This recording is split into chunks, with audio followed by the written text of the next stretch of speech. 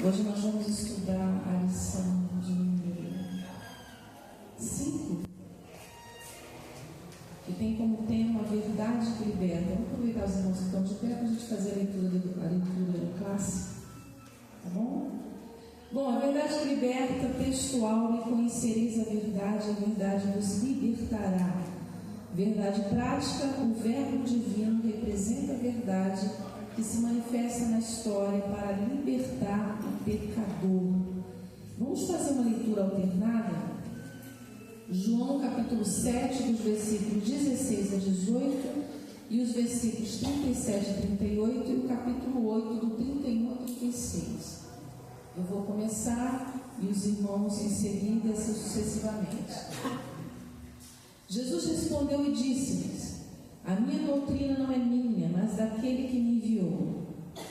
Se alguém quiser fazer a verdade, pela mesma doutrina, conhecerá se ele é Deus ou se fala de mim mesmo.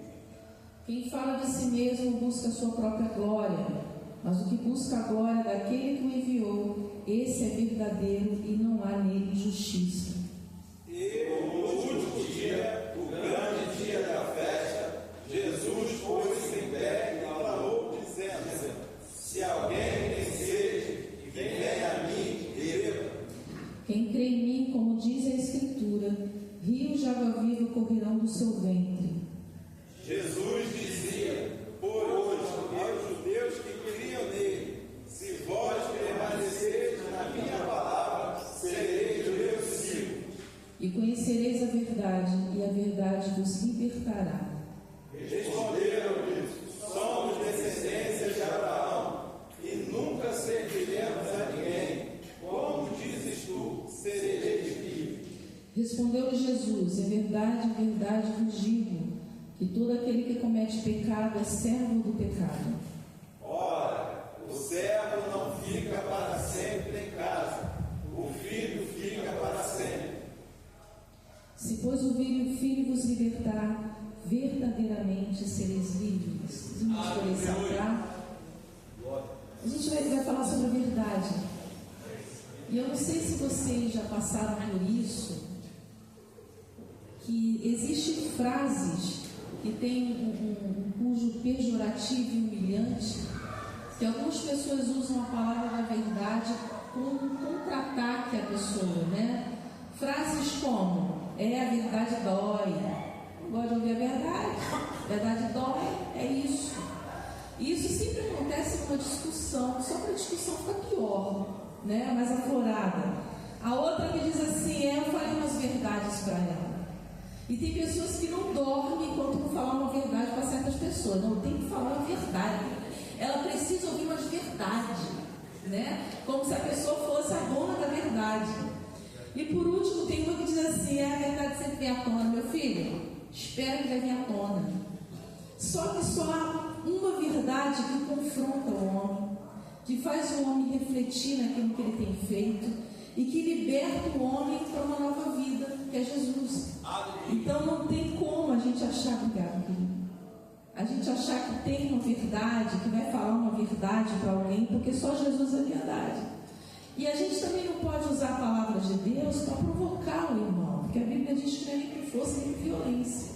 Eu vou abrir a Bíblia aqui e vou ler umas verdades. Então, as coisas não funcionam assim, né? Existe o trabalhar de Jesus que nós vamos ver hoje. Jesus, ele é a fonte da verdade, ou seja, Jesus é o padrão perfeito daquilo que é correto. Perfeito. Ele é o padrão. Quer saber o que é correto, o que é verdade? Jesus Cristo. João 8:32 diz assim: e conhecereis a verdade, e a verdade vos libertará. Esse versículo, ele traz dois ensinamentos. Primeiro, que não tem como você conhecer Jesus e não haver libertação, porque as pessoas pecadoras que se aproximavam de Jesus ia direto no foco daquilo que eles precisavam mudar para haver libertação. Então a libertação que a verdade em Cristo nos proporciona está junto em conhecer Jesus. E esse conhecer Jesus, ele vai muito além de um simples conhecimento intelectual. O conhecer Jesus aqui, ele traz a ideia de um relacionamento profundo com Cristo, um relacionamento pessoal. O conhecer Jesus é crescer no conhecimento de Cristo Jesus. Então, esse versículo a gente não pode falar por falar com as pessoas, né? E conhecer a verdade nos libertará, como se fosse uma frase feita, onde vai ter um poder quando é enviado. Não, você tem que conhecer Jesus. Ela conhece Jesus, e naquilo que ela precisa ser liberta, o fato dela estar em Cristo Jesus, ela vai ser liberta pela verdade que é Cristo Jesus. 1 João 1,14 diz: o Verbo se fez carne e habitou entre nós. Vimos a sua glória como a glória do unigênito do Pai, cheio de graça e de verdade. Então, a verdade, ela está implícita em Cristo. A verdade é Cristo. Não tem como você separar a verdade de Jesus. Ele, quando veio ao mundo, ele estava cheio de verdade, porque ele é a verdade. Então a verdade está junto com Cristo. A verdade foi revelada através de Cristo. Por quê? Porque ele veio cheio de graça e cheio de verdade. A graça e a verdade, quando a gente vê esse versículo que Jesus veio cheio de graça e de verdade, a gente vê que a graça e a verdade estão disponíveis para todo que crê. Não é para um grupo fechado. A graça e a verdade está em Cristo, então está disponível para todo aquele que nele crê. Jesus está disposto para libertar todo aquele que nele crê. A verdade muda o caminho do pecador. O pecador está andando por um caminho que ele julga que é certo, ele acha que é livre, e ele conhece Cristo, ele conhece a verdade, que é o que a gente vai ver mais adiante, e ele muda de caminho, ele sai daquele caminho e ele vai para o caminho que é Cristo. Um texto que eu acho muito bonito, eu já preguei aqui na igreja, é sobre Bartimeu. Bartimeu era um cego que vivia à beira do caminho. E beira do caminho não é um lugar para ninguém estar, é um lugar vulnerável, é um lugar perigoso. Beira do caminho é um lugar onde Satanás habita, porque Jesus diz que quando a semente cai na beira do caminho, vem Satanás e rouba. Beira do caminho é lugar de prostituição, é lugar de assaltos. Não é um lugar bom, mas era o lugar que Bartimeu vivia. E quando Bartimeu conhece Jesus, que é a verdade, que Jesus liberta Bartimeu da cegueira, a Bíblia diz no final da história de Bartimeu, que Bartimeu começou a seguir Jesus pelo caminho. Então o texto inicia com Bartimeu na beira do caminho, e ele termina com Bartimeu no caminho que é Cristo Jesus. Então a verdade, ela muda o trajeto do pecador, né? O pecador passa a ter outro entendimento. O pecador começa a trajetar um outro caminho por causa de Cristo. A verdade nos liberta do engano que infligimos a nós mesmos. Porque as pessoas que estão no engano, é elas que procuram para elas mesmas. Foram elas que acreditaram naquilo que ouviram. Foram elas que decidiram seguir o engano. Então, quando a pessoa tem um encontro com a verdade, ela é liberta do que ela infligiu a ela mesma, do que ela causou a ela mesma. Como Saulo. Saulo estava certo de que estava certo. E ele queria fazer mais maldade com o cristão, porque ele achava que os cristãos eram incômodos, o judaísmo que era certo. E quando Saulo tem um encontro com a verdade, o que acontece? Ele muda completamente o entendimento dele. Ele passa a ser um instrumento de Deus naquilo que ele era contra. Então, irmãos, o poder da verdade na vida do pecador é extraordinário, é profundo. A verdade de Jesus que encontramos na palavra de Deus, que é outra coisa extraordinária. João 17 diz assim: santificai-vos na verdade, a tua palavra é a verdade. Ou seja, o pecador encontra a verdade que é Cristo, recebe o perdão de Cristo Jesus, e a aplicação dele diariamente com a palavra de Deus vai causar um efeito purificador da sua mente e do seu coração. Tudo porque ele encontrou a verdade. Então é uma mudança radical. É por isso que a Bíblia fala que o nascer de novo é uma outra pessoa. Porque o que nos comanda é a nossa mente. Nós agimos conforme nós pensamos. E se a nossa mente foi transformada pela palavra, consequentemente, as nossas atitudes vão ser diferentes. Vai ser de acordo com aquele novo entendimento que o Senhor nos deu. É uma libertação completa.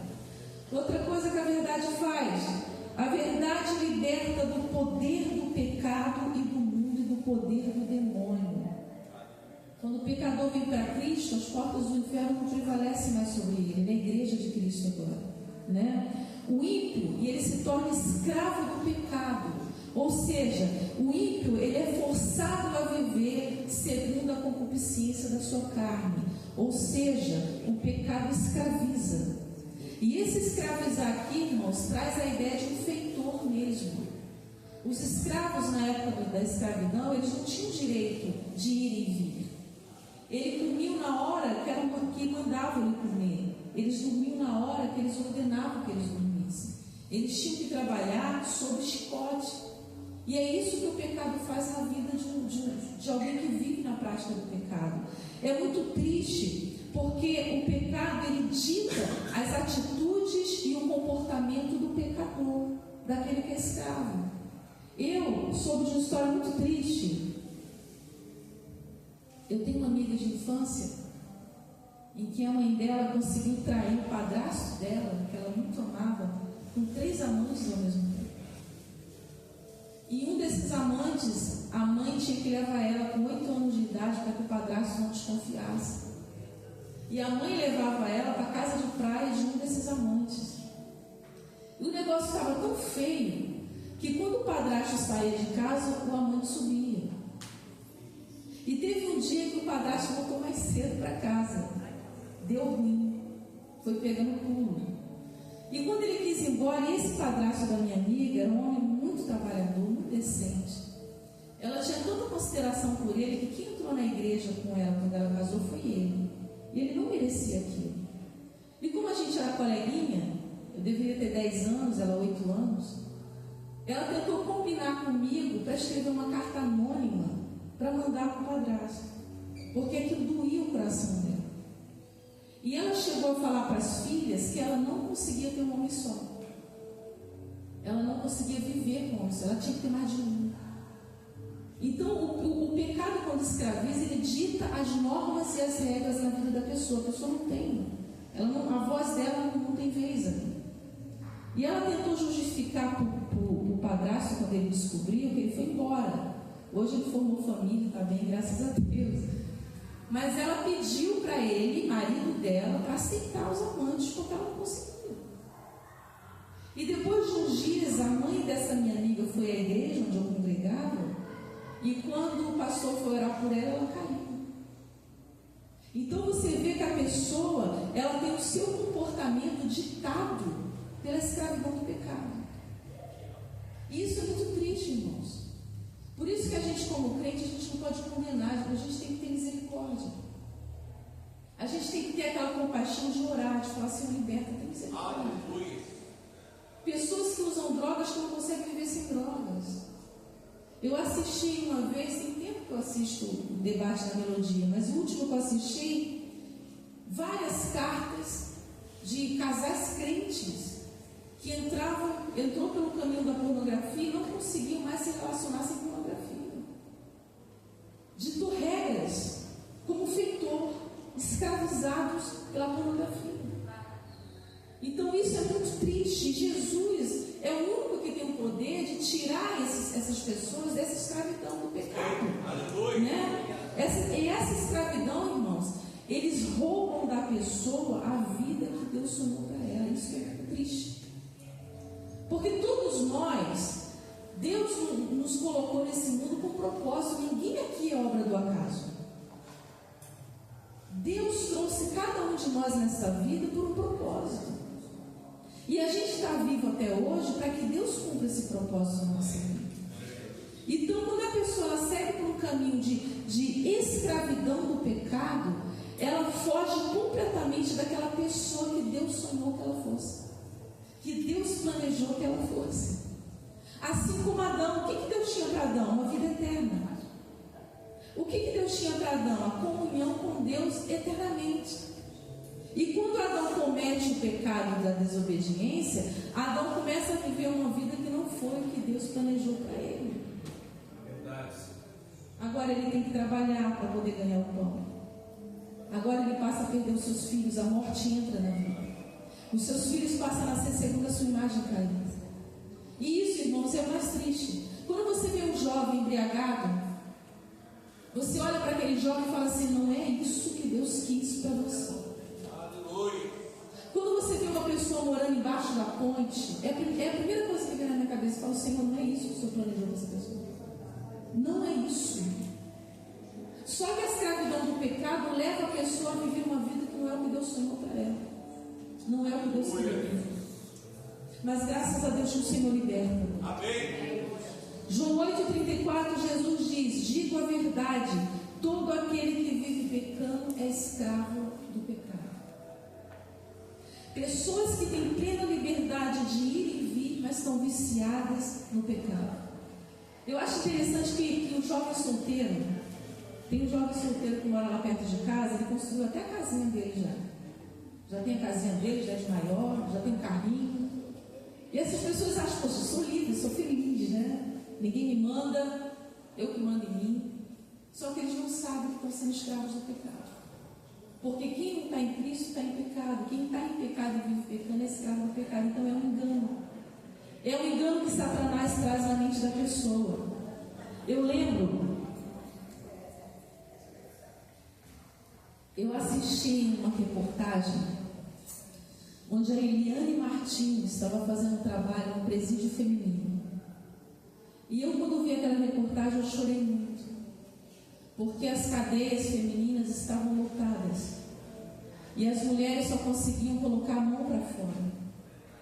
E a Eliane Martins cantava aquele louvor: mas se Deus mudou a minha vida, também pode mudar a tua história. Deus não deu o seu único filho. E ela segurava na mão daquelas presidiárias.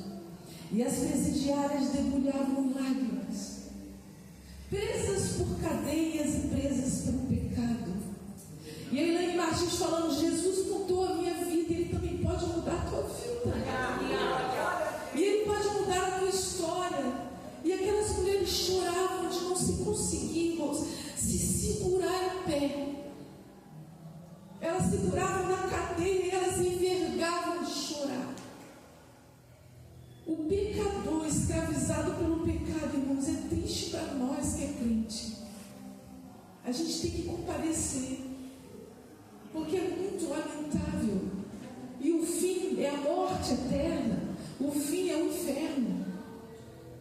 E aquelas mulheres presidiárias estavam vendo uma esperança no fim do túnel. Aleluia. Uma nova vida no caminho que é Cristo Jesus.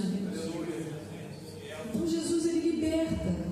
E eu quero trazer aqui duas histórias na Bíblia que traz esse fato da libertação que Cristo promove. E uma delas é a mulher que foi pega no pulo. Quando o marido adultera e ele passa a ter uma vida de adultério, vai ter uma hora que ele vai ser pego no pulo, irmãos. Se naquela época que não tinha internet, a mulher foi pega no pulo, no flagra, imagina hoje com internet. Aquela mulher foi pega no flagra e ela foi levada pelos mestres da lei a Jesus. E esse levar aqui, no original, é levado à força, arrastada. Então, se eu entendo que essa mulher foi pega no flagra pelos mestres da lei e foi levada arrastada, o que eu entendo? Que o sono dela foi interrompido por vozes como: sua prostituta. Mãos calejadas seguraram aquela mulher e arrancaram ela da cama. E antes daquela mulher sentir o calor do sol, ela sentiu a fúria daqueles homens. Homens agarraram ela como se fossem deuses. Deus. Pegaram pedras para matar aquela mulher. E eu fico imaginando o que passou na cabeça daquela mulher naquele momento. Acabou para mim. Não tem jeito. É lei. É lei, eu vou ser morta. Eu vou tentar me justificar, eu vou negar a acusação. Como que eu vou negar se eu fui pega no flagra? Acabou para mim. Já sei, eu vou implorar pelo perdão de quem? Se homens que se achavam porta-vozes de Deus estavam com pedras na mão para atirar nela. E aquela mulher, ela começa a se conformar com a sua morte. E ela começa a se preparar para as primeiras pedradas. Eu fico imaginando um marido que trai a sua mulher com filhos pequenos, e é isso que ele pensa: não, acabou para mim. Agora eu vou ter que ver meus filhos por ordem judicial, eu vou ter que sair de casa. Porque o pecador, quando é descoberto, ele começa a trajetar na sua mente a sua próxima vida agora. Tudo mudou. Enquanto ela pensava em se conformar com a morte, ela é levada diante da verdade, que é Cristo Jesus. Sendo empurrada pelas ruas estreitas, eu fico imaginando os vizinhos na janela vendo um espetáculo daquela mulher. O pecado daquela mulher sendo colocado como espetáculo para quem quiser assistir. Se a primeira coisa que os vizinhos fazem quando escutam um barulho na rua, uma briga, é com a janela. Enquanto ela estava sendo levada e humilhada, os vizinhos estavam assistindo a humilhação daquela mulher. Talvez as mães com os filhos pequenos tiraram seus filhos do caminho. É uma prostituta. Essa mulher não vale nada. E aquelas mãos calejadas levando aquela mulher com palavras de baixo escalão. Jerusalém se tornou um júri e deu seu veredito para ela: tem que morrer. É como se aquela mulher estivesse diante de um grande júri, não tem mais jeito para ela. E naquela situação, e diante daquilo que ela estava pensando, ela se encontra com a verdade. Aleluia. Meu Deus, mudou toda a vida daquela mulher. Glória a Jesus. Tudo aquilo que ela achou que ia acontecer com ela foi transformado. Fiel, Pai, aleluia. A primeira coisa que Jesus faz, quando aquela mulher é colocada diante dele, Glória a Jesus. e os mestres da lei viram para Jesus e falam assim: olha, a lei de Moisés diz que ela tem que morrer. E tu, o que dizes? Aqueles homens se baseando na lei de Moisés para matar aquela mulher, achando que ia pegar Jesus, né? Jesus não ia poder ir contra a lei. A primeira coisa que Jesus faz, ele se inclina e começa a escrever no chão. Sabe o que eu aprendo aqui? Que Jesus se colocou em uma postura diferente dos seus acusadores. A mulher, os homens em pé, cabeça erguida, pedra na mão: eu estou certo, tu está errada. E Jesus fala assim: eu não vou estar na mesma postura dos acusadores dessa mulher, porque eu não vou acusar ela. E ele se abaixa e ele escreve no chão. Aí sabe o que eu aprendo? A graça se inclinou para ela. Oh, glória. No momento mais difícil daquela mulher, a graça se inclinou para ela, como a graça se inclinou para tirar Pedro quando ele estava se afogando. Pedro, achando que ia morrer, a graça se inclina e fala: homem, segura na minha mão. A graça se inclinou para lavar os pés dos discípulos. Aleluia. Ensinando uma questão de unidade, de humilhação para nós, servos do Senhor. A graça se inclina para o pecador. A graça se inclina para nós, como crentes, para nos ensinar. A graça está sempre pronta a se inclinar para você, ou a se inclinar para aquele que quer. E Jesus fez isso. Jesus, ele traz a verdade à tona diante de um tribunal que foi feito. E sabe qual é a verdade que Jesus traz à tona? Todos nós somos pecadores. Todos nós. Jesus não acusou aquela mulher que somente ela era pecadora. A verdade é que todos somos pecadores. E como diz o nosso pastor, nós somos perfeitamente perfeitos. Nada mais perfeito do que a nossa perfeição. E é isso que Jesus traz à tona naquele momento. Aquela mulher, ela viu que ela não estava sozinha na sua atitude de pecado. Aqueles homens que estavam condenando ela também estavam em pecado. Olha que alívio. Olha o que a verdade traz na mente de uma pessoa. Porque ela estava se conformando com a morte. Porque ela acreditava assim. E de repente ela encontra a verdade, o futuro dela é completamente mudado. E é isso que a igreja faz hoje lá fora. Amém. Para trazer os pecadores. Aleluia. A verdade de Jesus fez com que aquelas pedras caíssem no chão. Os seus acusadores saíram um por um, porque não há mais condenação para os que estão em Cristo Jesus. Você está sendo condenado por sua mente, por pessoas, porque você está em pecado. Vem para Jesus para você ver se você ainda vai ter acusação contra você, porque Jesus não vai mais permitir. O diabo é o nosso acusador, mas o pecador, quando se arrepende, alcança misericórdia, e a partir daquele momento escrito: não há mais condenação para ele, porque ele está em Cristo Jesus. E é por isso que a gente tem que permanecer em Cristo Jesus. Aí vai saindo um por um. Eu fico imaginando os mais velhos jogando a pedra discretamente, né? Opa, deu ruim aqui para mim.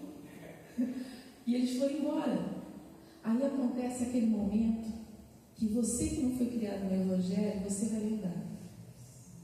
Quando você aceitou Jesus, que levantou a mão, que veio até a frente para o pastor orar, você sente como se toda a igreja sumisse. E você se vê, você e Cristo ali. A igreja está cheia, o pastor está aqui para orar, mas naquele momento é seu com ele. E Jesus fica sozinho com aquela mulher.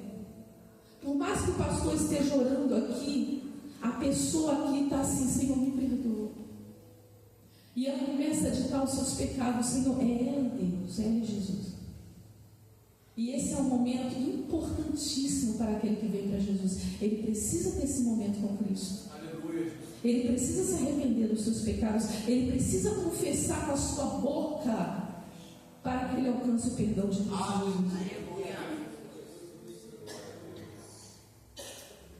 E o interessante é que depois do momento a sós com Jesus, Jesus faz uma pergunta para ela: cadê os teus acusadores? Sabe por que Jesus pergunta? Porque ela já estava nele. Ela já estava com ele. E quem está em Cristo não tem mais condenação. Cadê os teus acusadores? Ela: Senhor, eu não sei, ele foi embora. Aí ele foi embora. Eu não te acuso, mas vai e não peques mais, porque agora é uma nova vida. Agora não dá para continuar na prática do pecado. Agora você tem que viver em Cristo. Tem que viver em Cristo. Jesus não nos condena, Ele nos proporciona uma nova vida. Jesus não nos condena, Ele nos liberta daquilo que atrapalha termos comunhão com Ele. Jesus é assim. E é um amor que talvez um dia a gente entenda no céu. Como eu falei no evangelismo nos lares, Jesus, Ele ama o pior pecador. Eu lembro quando Bin Laden era vivo, que foi o causador das torres gêmeas serem derrubadas. Eu pensei assim: meu Deus, se Bin Laden se arrependeu, o Senhor perdoa. Porque Jesus é misericordioso. Jesus, ele não recusa um coração contrito. Se tem uma coisa que mexe com o Senhor, que Ele não consegue virar as costas, é com o coração contrito e arrependido. Ele não consegue. Porque a missão de Jesus é buscar e salvar o que se havia perdido. E é o que Ele fez com aquela mulher. Ele deu àquela mulher a oportunidade de uma nova vida no caminho que é Ele agora. Ela não precisava mais passar por aquela humilhação. E outra coisa, irmãos, se você cometeu algum erro, se perdoa. Eu soube de um caso de um marido crente que ele traiu a esposa. E ele se sentiu tão indigno diante de Deus, que ele chegou em casa e falou: olha, você não, a partir de agora você não lava mais a minha roupa, você não cozinha mais para mim. Eu não mereço. E ele começou a se condenar com aquilo, porque ele começou a acreditar que não era mais filho de Deus. Tudo tinha acabado para ele espiritualmente. E ele sofreu ao ponto de quase se jogar embaixo de um carro, porque ele não se perdoou. Ele não aceitou o perdão da esposa. Ele não aceitou o perdão de Deus. Você quer viver em paz com o Senhor? Se perdoe. Olhe para o seu passado com compaixão. Tenha compaixão de você mesmo. Às vezes nós somos muito duros conosco mesmo. A gente acha que o outro pode errar e se converter, mas eu não. Eu não posso fazer. E quando eu faço, acabou para mim. Se perdoa. Cristo já te perdoou, só falta você se perdoar.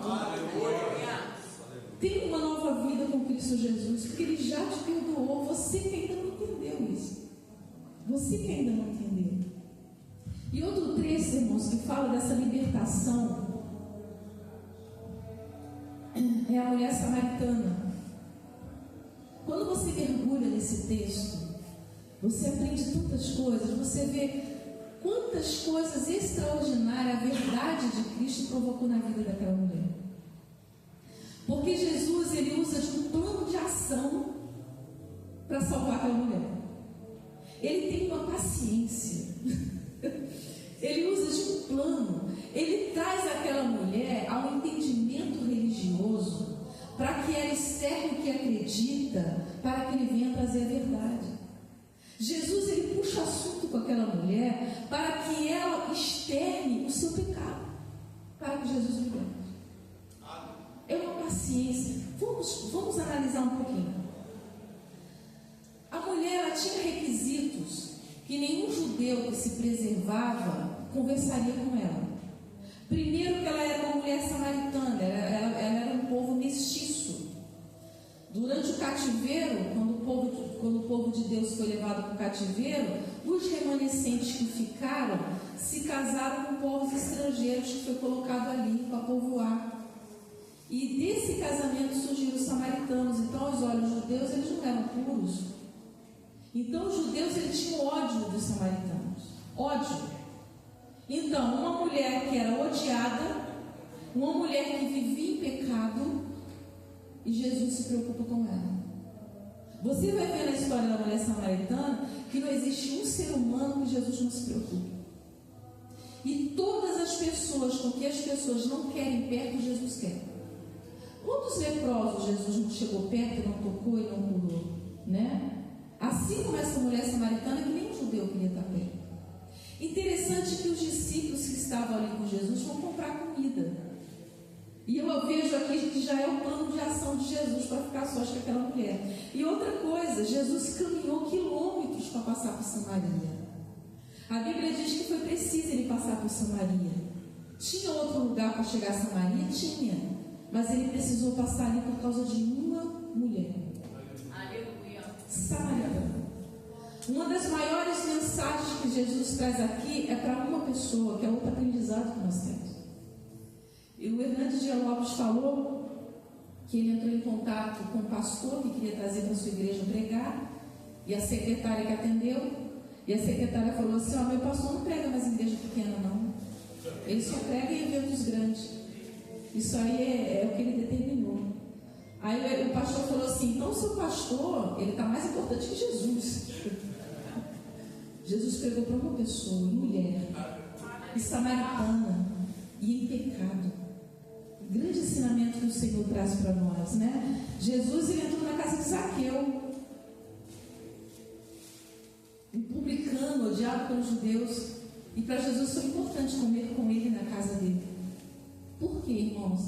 Ele ama o ser humano, não importa quem seja. É a missão principal de Jesus que veio aqui no mundo. Ele cura, liberta. Mas a missão principal dele é buscar e salvar o que se havia perdido. Essa é a missão dele. Jesus, para salvar uma vida, ele não segue preconceitos culturais e nem racionais. Jesus não está nem aí para preconceitos. Jesus não está nem aí para costume. Jesus não está nem aí para a lógica humana. Ele está olhando para a vida. Não vou chegar perto porque é mulher, porque é samaritana. Não, é uma vida que é importante para mim, eu vou morrer por ela. É assim que Jesus vê. Enquanto os judeus viam aquela mulher com um olhar de preconceito, que ela não se prestava para conversar, Jesus viu uma vida que precisava ser liberta por reino. Olha a visão que Jesus tem para o ser humano, né? E olha a visão que muitos têm com seus preconceitos. Ele cumpre sua missão de libertar. A estratégia que Jesus vai usar para levar aquela mulher ao arrependimento, irmãos, revela a dedicação que Jesus tem de conduzir o pecador à vida eterna. Que dedicação que ele tem, que trabalho, que paciência. Revela também o amor dele para salvar os perdidos e a sua missão principal. E traz um ensinamento para nós. Eu conheci mães que já desistiram dos seus filhos. Não, esse garoto aí não tem jeito não. Cansei de me estressar. Entreguei para Deus. Chega. Então nós, seres humanos, nos cansamos até dos filhos. Nos cansamos do vizinho que incomoda com som alto, que é um perturbado. Nos incomodamos com aquela pessoa que não quer largar a bebida, canseia, é um alcoólatra mesmo. Mas Jesus nunca cansa. Jesus, ele vai sempre usar de estratégia para trazer àquela pessoa a realidade da verdade que é Ele. Enquanto muitos de nós nos perdemos a paciência, olha a paciência de Jesus. A primeira missão de Jesus, buscar e salvar. Jesus, ele toma a iniciativa de puxar conversa com a mulher. Isso aqui me remete lá ao Éden. Porque o homem, no seu estado de pecado, ele não procura Deus, ele se esconde. Ele tem medo de Deus. Adão era um homem incrível, deu nome a todos os animais, inteligente, comunhão com Deus. Mas quando ele peca, parece que ele emburrece um pouco, né? Ele acha que pode se esconder dos olhos de Deus. E ele não procura o Senhor, e é Deus que vai lá e procura. Fala: Adão, onde você está, rapaz? Ué, por que você descobriu que estava nu? O que você fez? As perguntas de Jesus traz a Adão o entendimento do que ele fez. Só que Adão, em vez de se arrepender, ele se justifica. E o maior erro do pecador diante da verdade é se justificar. Foi o que Saul fez. Não, eu fiz isso porque os soldados pressionaram, né, Samuel? Então eu trouxe o melhor. Não, eu fiz isso porque o gado é bom. Então, como Deus gosta de sacrifício, eu trouxe para sacrificar. E nenhuma hora Saul fala assim: eu pequei contra Deus, me perdoa. Não, ele fica se justificando. É por isso que a Bíblia diz que aquele que confessa e deixa alcança misericórdia. Irmãos, pecar é humano, infelizmente. Mas o pior erro é permanecer no pecado e se justificar. Olha, tinha um marido na igreja onde eu era, que ele traía a esposa, ele jogou uma justificativa tão pesada, que a culpa era da mulher, porque ela não se embeleza, porque ela não se cuida, porque ela isso, porque ela aquilo. Qual homem que trai sua mulher e fala assim: eu fui um mau caráter mesmo, eu dei voz à minha carne, ao meu desejo, eu pequei? Quem faz isso? Davi. Foi o único que eu conheço, foi Davi, que não botou a culpa na mulher. Eu já ouvi pregador falando que a culpa foi da mulher, que ela não tinha que tomar banho. Com Davi? Davi não, falou: eu pequei contra o Senhor. Tem que confessar e deixar, é a única maneira de alcançar misericórdia do Senhor e poder começar uma nova vida.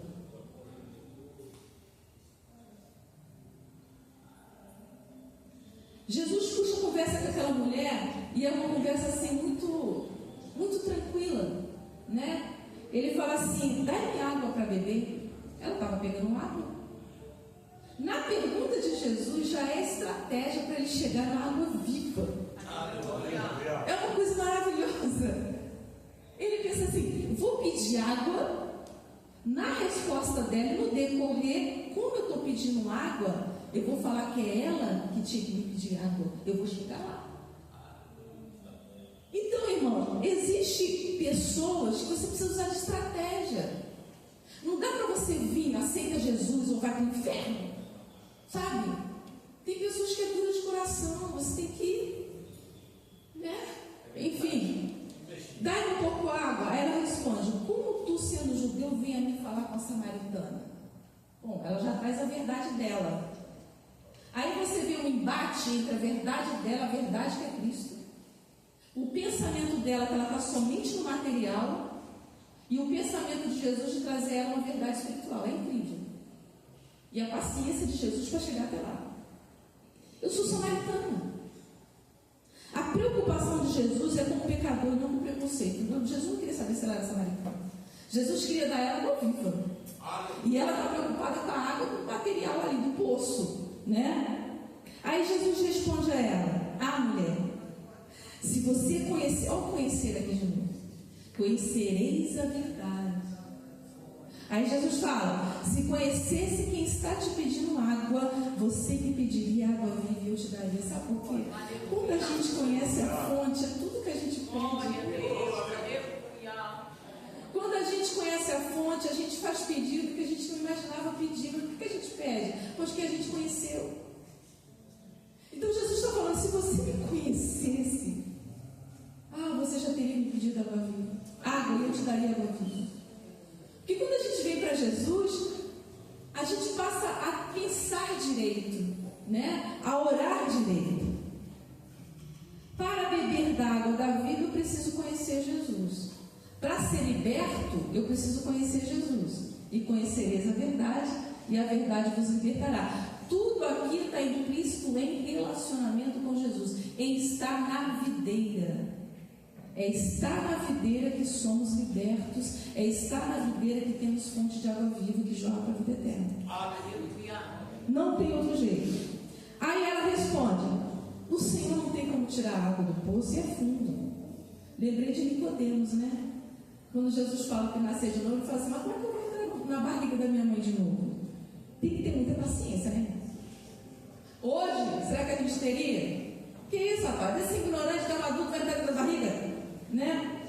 E Jesus podia falar assim: eu sei disso, mas eu não estou falando disso. Né? O poço é fundo, Jesus.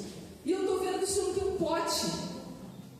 Irmãos, a pessoa que não tem Jesus, ela tem um entendimento ignorante. E a gente precisa entender isso. Às vezes a gente quer que o ímpio pense como a gente, não vai passar.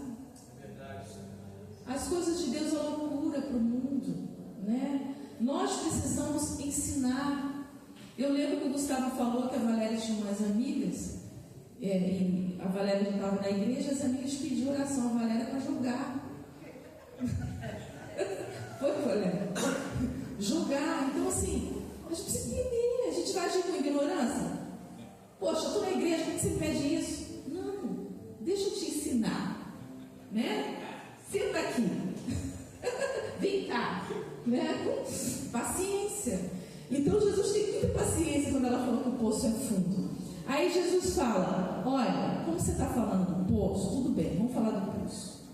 Quem beber dessa água vai ter sede. Mas quem beber da água que eu me der, nunca mais terá sede. Aleluia. Pra quê? Aí que a mulher entrou no material mesmo. Então me dá, eu não vi mais no poço.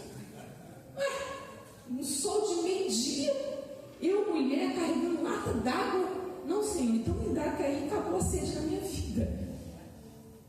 Quando Jesus percebeu que ela não estava entendendo, só que ela pede água, porque ela fala assim: dê-me desta água para que eu não volte mais a beber. Gente, isso aqui é profundo. Tudo bem que ela não estava entendendo ainda, mas ela pediu água a Jesus. E ninguém pede alguma coisa a Jesus que Jesus não responda. Ninguém vai chegar para Jesus e falar: me dá dessa água, e Jesus vai dizer não para ela. Ela pediu. Jesus, ele só estava esperando esse momento. Eu vou seguir um plano aqui para que ela peça água. Que aí eu vou entrar no foco do problema. Quem vem para Jesus, ele recebe, irmãos. Mesmo que a pessoa não entenda direito, mas ela está vindo, Jesus vai receber para explicar. Quando ela fala: dai-me desta água, era tudo que Jesus queria ouvir. Quando ela falou: dai-me desta água, o que Jesus fala? Vai, chama teu marido e volta. Ué, aí eu aprendo que todos aqueles que vêm para Jesus são libertos. Não dá para viver no pecado. Vai, chama teu marido e volta. Aí ela se revela. Aí ela confessa. Gente, Jesus faz a mulher confessar o seu pecado.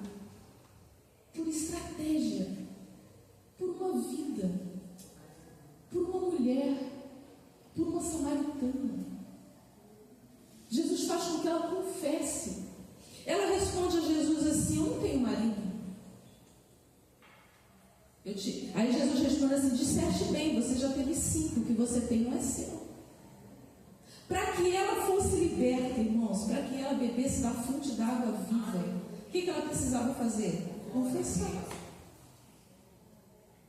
E Jesus consegue, com aquele trabalhar, com aquela estratégia, fazer uma mulher samaritana confessar um judeu que está em pecado. Aí ela fala assim, parece que ela está mudando de assunto. É interessante o versículo. Ela fala assim, quando Jesus fala que hoje, agora não é marido dela, ela fala assim: eu vejo que você é profeta. Aí agora ela começa a revelar a religiosidade dela. O que ela acredita na questão da religião. Porque já que ele entrou na questão da religião, Jesus vai poder trazer a verdade para ela, mais verdade. Aí ela fala assim: vejo que o Senhor é profeta. Nossos antepassados adoraram neste monte, mas vocês, judeus, dizem que é em Jerusalém o lugar em que se deve adorar. Ela confessa o pecado e agora ela está mostrando para Jesus o que ela acredita. Sabe aquela pessoa que você vai evangelizar e ele fala assim: eu já tenho Jesus no coração, né? Mas você tem que explicar para a pessoa que não é bem assim. Tá, você tem Jesus, mas você obedece a palavra? Então eu vejo aqui a mulher samaritana assim: você é profeta. Uns dizem que a gente tem que adorar aqui, vocês judeus dizem que é em Jerusalém. Aí Jesus traz uma verdade, irmãos, que para nós, a verdade aqui no final. Jesus fala para a mulher que em relação à adoração, não é onde, é como. É em espírito e em verdade. Aleluia. A mulher estava presa ainda no material. Onde é que eu adoro? É no quarto? É no monte? É no lugar santo? É em Jerusalém? É em mesquita? É dentro da igreja? É onde? Não é onde, é como. Aleluia. Se você adora Jesus em espírito e em verdade, você adora hoje no ônibus, no carro, no trabalho, no banheiro, fazendo comida, na igreja, andando, no colégio, na faculdade. É como você adora. Aleluia. E Jesus traz aquela verdade do entendimento daquela mulher. Mulher, não é onde, é como. Aí, o final disso aqui vai ser outra verdade extraordinária. Jesus fala assim: está chegando a hora, e de fato já é, que os verdadeiros adoradores adorarão o Pai em espírito e em verdade. Eu aprendo que para Jesus falar verdadeiros adoradores, é porque tem falsos, né? Jesus falou que esse povo me adora com os lábios, mas o coração está longe de mim. Provérbios 27 diz que assim como o nosso rosto se reflete na água, o nosso coração reflete quem somos. Então o que está aqui diante do Senhor tem que ser o que eu falo, porque para Jesus não tem isso. Jesus, ele vê o nosso interior, né? Então a hora já chegou em que os verdadeiros adorarão não no lugar, mas em espírito e em verdade. Diante da verdade que é Cristo, irmãos, a gente não pode omitir verdade. Às vezes a nossa alma está amargurada e a gente não quer falar para Deus. Tem coisas que a gente faz que nem a gente reconhece que fez e a gente não quer falar para Deus. E a gente começa a adorar o Deus com a alma amargurada, cheio de mágoa, cheio de ressentimento, problemas mal resolvidos. E você adora a Deus assim. Libera, abre o teu coração para o Senhor. Depois você adora. Entrega a tua oferta no altar, vá até o teu irmão, pede perdão, depois você adora. Como que eu vou adorar o Senhor se eu estou odiando meu irmão? Foge completamente do que ele tem ensinado, mas eu estou adorando. Eu faço uma adoração extraordinária, eu uso a palavra, eu louvo, mas o meu coração está cheio de ódio. Isso não é uma adoração verdadeira. Eu preciso liberar para poder adorar ao Senhor. Então os verdadeiros adoram em espírito, adoram em verdade. Eu aprendi, irmãos, que mágoa significa água podre. É como aquela água da caixa de gordura, que ela enche, e quando você abre, você fala assim: meu Deus, é gordura, mas fede muito. É isso que a gente guarda dentro da gente, quando a gente insiste na mágoa, quando a gente insiste em não perdoar. Então, para ser um verdadeiro adorador, eu tenho que estar com o coração limpo. Aleluia. Eu tenho que estar amando. Eu tenho que estar vivendo o fruto do Espírito. Eu tenho que estar seguindo o fruto do Espírito, cair sim. E é interessante, gente, esse texto é maravilhoso. Além de Jesus trazer a verdade para ela, que é como, Jesus ensina que tem que ser verdadeiro. olha, não é onde você tem que adorar, é como, mas vou te dizer outra coisa, tem que ser verdadeiro. Você tem que falar o que está no seu coração. Não pode ter uma coisa no coração e falar outra coisa. Que verdade, né? Aí ela responde assim, diante disso, o que essa mulher vai responder? Ela fala assim, eu sei que o Messias chamado Cristo está por vir. Olha, onde Jesus levou essa mulher a falar. Ela confessa, ela aprende como tem que adorar e não aonde. E ela fala que acredita em que o Messias está por vir. Ela tinha essa fé. Quando ela fala isso, aí Jesus fecha com a verdade. Sou eu o Messias. Eu que estou falando com você. Ele fecha a verdade. Quantas verdades Jesus trouxe para essa mulher? Glória a Jesus. Pode imaginar o entendimento dessa mulher como era e como é Glória a agora? Deus. Que transformação de mente. Meu Deus. Que transformação de entendimento, irmãos. É por isso que quando você encontra uma pessoa que já foi bandido, já foi traficante e agora está na igreja, você fala assim, meu Deus, como pode ser isso? Parece que eu estou tendo uma visão, né? É isso que Jesus faz. Que obra transformadora. Nós tivemos um irmão aqui que trouxe um testemunho, que no final do testemunho nós descobrimos que o mendigo era ele.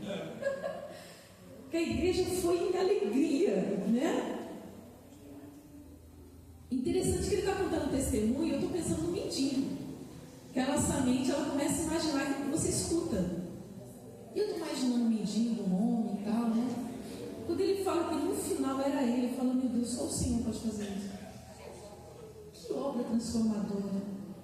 Coisa impressionante. Que verdade é essa que transforma a vida do homem dessa maneira, né? Como fez com a mulher samaritana. Aquela mulher, aí no final, você vai falar assim, valeu a pena. Jesus mudar o trajeto para chegar em Samaria. Os discípulos sair para comprar comida. Jesus puxar assunto com aquela mulher. Toda aquela estratégia que fez a mulher confessar o seu pecado, descobrir que adorar era como, não é aonde. Aí você vai descobrir no final do texto, aquela mulher samaritana se tornou uma missionária. Aí por que você entende que vale a pena pregar para um? Porque esse um vai chamar outros, né? O versículo 39 diz assim, muitos samaritanos naquela cidade creram por causa do testemunho daquela mulher samaritana. E tem mais, versículo 41, por causa da sua palavra muitos outros vieram a crer em Jesus. Aleluia. Então, vale a pena. Vale a pena você insistir com teu filho que não quer Jesus, com teu cônjuge que não quer Jesus, com teu vizinho que é chato, que bota aquela música alta, que não crê em Jesus. Todo o esforço que você fizer, toda a estratégia que você usar para que essa pessoa venha se converter a Cristo, vai valer a pena, porque você vai estar formando um missionário. Jesus, ele se deparou com um endemoniado, chamado endemoniado de Gadareno, um homem completamente aprisionado por demônios. E o texto vai dizer que depois que ele foi liberto, ele quis seguir Jesus pelo caminho. Vale a pena. Vale a pena.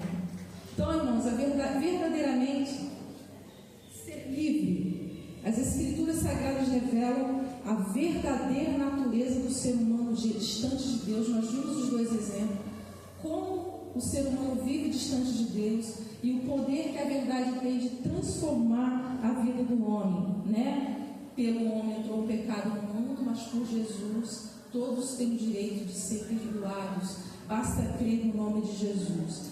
A verdade mencionada em João é aquela que liberta o ser humano do domínio do pecado. A pessoa não precisa mais ser escrava do pecado. Jesus é aquele que liberta, né? Quantos aqui não foram criados no Evangelho, mas aceitaram Jesus depois de uma idade?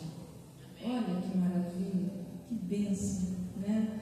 Eu imagino que vocês até pode assim se assemelhar a essa mulher samaritana pelo entendimento que vocês tiverem hoje que tem, né? Essa transformação de Cristo na nossa vida. viu? E Jesus muda a nossa vida, mesmo os que criados no Evangelho. Eu fui criada no Evangelho, mas eu tive muita transformação do Espírito Santo. Basta a gente reconhecer, basta a gente permanecer na videira que é Cristo, que Jesus, que o Pai limpa o nosso galho para que a gente dê mais fruto. É interessante que aquele que dá fruto, ele produz mais fruto. Porque João 15 vai dizer que o galho que está na videira, que está dando fruto, o Pai limpa. Ou seja, às vezes o Senhor nos disciplina para que a gente dê mais fruto. É por isso que a Bíblia diz que Deus corrige aquele que ama, porque Deus quer forjar o nosso caráter, para que o nosso caráter glorifique o nome do Senhor. Amém? Que o Senhor continue nos abençoando. Eu agradeço.